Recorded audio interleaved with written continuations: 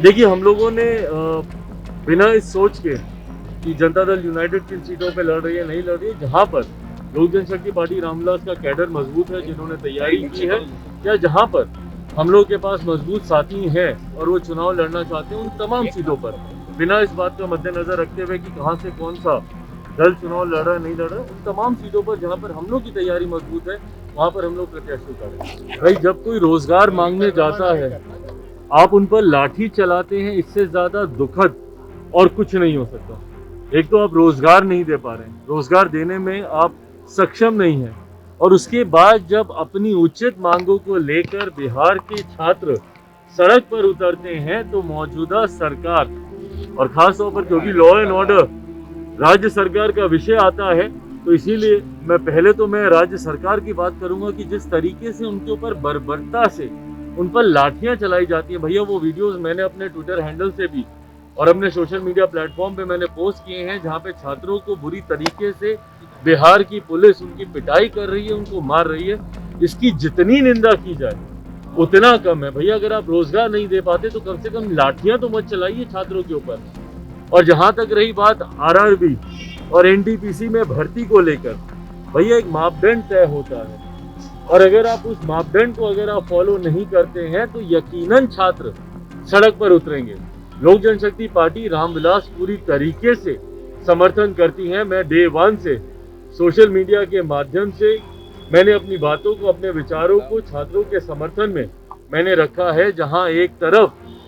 मैंने उनके ऊपर हुई लाठियों का हम लोगों ने विरोध किया, उसकी हम लोगों ने निंदा की, साथ ही हम लोगों ने मांग की है केंद्र सरकार से भी कि भैया इस भर्ती में जहां पर भी मापदंडों का उल्लंघन हो रहा है और छात्रों की जो जो उचित मांगे हैं, जहां पर उन्होंने कहा है कि भैया 20 गुना ज्यादा फर्स्ट फेज में आपको इनकी सिलेक्शंस करना चाहिए था, इनको शॉर्ट लिस्ट करना चाहिए था, वहीं पर एक पद के लिए आपने 3-3 पदों के लिए एक ही व्यक्ति के नाम को आप लोगों ने चिन्हित कर उसका जो मापदंड है उसको आपने पूरा नहीं किया, और 20 गुना की जगह सिर्फ मात्र 11 गुना आपने लोगों को शॉर्टलिस्ट किया, जिसमें एक बड़ी संख्या अभी भी ऐसी है जिनका सिलेक्शन हो सकता था, जो आपने नहीं किया। तो तमाम इन मापदंड के ऊपर आपको चर्चा करने की आपको जरूरत है। मुझे खुशी है, मैं धन्यवाद देता हूँ केंद्र सरकार का कि कहीं ना कहीं उन्होंने इस बात की गंभीरता को समझने का कम से कम उन्होंने प्रयास किया, और जिस कमेटी की उन्होंने बात की है कि बनाकर छात्रों से वो बातचीत करेंगे और उनकी जो समस्या है उसको सुनेंगे। बट बहरहाल इस बात को मैं पुनः दोहराऊं कि लोक जनशक्ति पार्टी रामविलास पूरी तरीके से छात्रों के साथ और उनकी तमाम उचित मांगों के साथ खड़ी है। केंद्र सरकार अगर उनकी मांगों का समर्थन करती है या उनकी मांगों को सुनती है और समाधान निकालती है, बहुत अच्छी बात। नहीं तो अगर इस लड़ाई को हम लोग को आगे तक लड़ने की जरूरत होगी, लोक जनशक्ति पार्टी रामविलास मजबूती से छात्रों के साथ खड़ी है। मुख्यमंत्री जी से पूछिए कि बिहार में शराब के अलावा कोई और काम बचा है कि नहीं बचा है,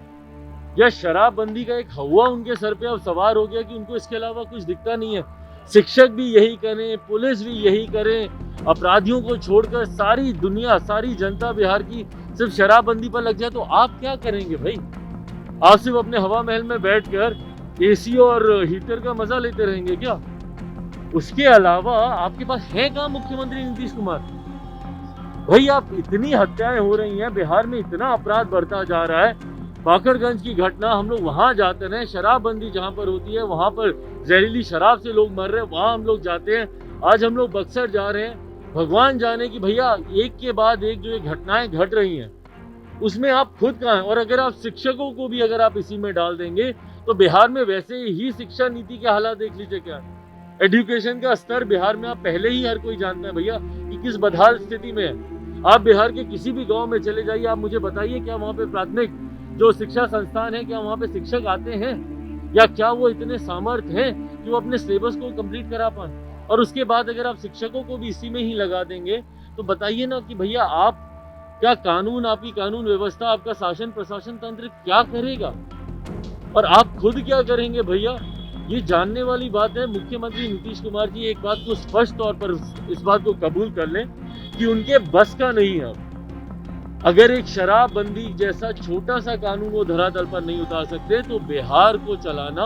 अब मुख्यमंत्री नीतीश कुमार जी के बस के बाहर की बात है। इसीलिए हम लोग बार बार आग्रह कर रहे हैं कि अब समय आ गया है कि बिहार में राष्ट्रपति शासन लगे, और मैं केंद्र सरकार से भी आग्रह करूंगा कि बिहार में राष्ट्रपति शासन लागू कराए। तो उसी के साथ हम लोग भी अपने तमाम प्रत्याशियों के नाम की हम लोग घोषणा कर देंगे। और जहाँ तक रही बात एनडीए गठबंधन में सीटों के बंटवारे को लेकर, तो उसमें जो दो महत्वपूर्ण घटक हैं उनको जिस तरीके से उनकी अनदेखी की गई है, ये अपने में प्रश्न उठाता है कि क्या सही में एनडीए में सब ठीक चल रहा है कि नहीं। साथ ही में जिन घटक दलों को सीटें मिली हुई हैं, हमेशा से 50-50 का फॉर्मूला मौजूदा मुख्यमंत्री नीतीश कुमार जी गठबंधन में चाहते थे, पर उस 50-50 के फॉर्मूले के बावजूद अगर मुख्यमंत्री नीतीश कुमार जी को झुकना पड़ा है और जहां पर उनको 50% सीटें उनको नहीं दी गई हैं, एक तरफ 11 और एक तरफ 13, तो ये अपने में दिखाता है कि इस वर्चस्व की लड़ाई में मौजूदा मुख्यमंत्री नीतीश कुमार जी और उनकी पार्टी अब छूटती जा रही है। और भारतीय जनता पार्टी कहीं ना कहीं अपना वर्चस्व, और जो कि जरूरी भी है, हकीकत भी है भैया, एक तीसरे नंबर की पार्टी बार बार अपनी अहमियत को दिखाए और बोले कि हमें 50% सीटें चाहिए, ये उचित भी नहीं है। और जहाँ तक आपने मेरे चाचा जी का जिक्र किया, ये भी दिखाता है कि भैया जब हम लोग साथ में थे और हमारे नेता स्वर्गीय रामविलास पासवान जी, जब हम लोग मिलकर चुनाव हम लोग लड़ते थे, तो उस वक्त हम लोग 4 सीटों पर चुनाव लड़ते थे। मौजूदा परिस्थिति में कहीं ना कहीं उनको भी ये दिखाया गया है, बताया गया है कि भैया एक सीट देकर उस गठबंधन में उनकी क्या पोजीशन है, ये भी उनको दिखाया गया। बहरहाल सीटें पाना ही मुझे नहीं लगता कि किसी गठबंधन का लक्ष्य होना चाहिए। अब उनमें से वो कितनी सीटें कौन जीत पाता है, जनता दल यूनाइटेड या बाकी के घटक दलों को जो सीटें भाजपा के द्वारा दी गई है, उसमें से कौन कितनी सीटें जीत पाता है, ये भी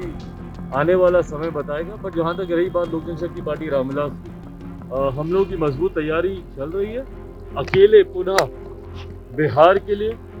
और अपने सिद्धांतों के लिए, अपने विचारों के लिए और हमारे नेता स्वर्गीय रामविलास पासवान जी के विचारों को आगे बढ़ाने के लिए पुनः